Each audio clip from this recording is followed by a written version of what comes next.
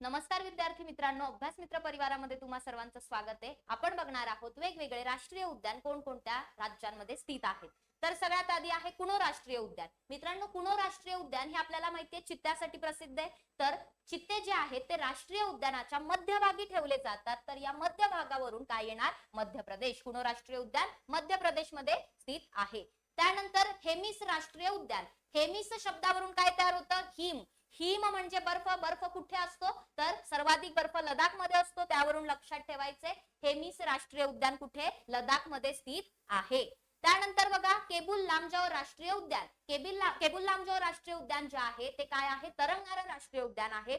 So इथे हे तरंगणारा असल्यामुळे त्यावर जाण्यासाठी एक पूल तयार केलेला आहे। केबुल वरून केबल लक्षात ठेवायचं, आणि हा पूल केबलचा आहे। सो केबलचा पूल आहे आणि हा तयार करण्यासाठी खूप सारे पैसे लागले। पैशाला काय म्हणतो? मनी। सो खूप सारा मनी लागला आणि त्यामुळे कुठे आहे केबुल लामजाओ नॅशनल पार्क? तर लक्षात ठेवायचं मणीवरून मणिपूर मध्ये आहे।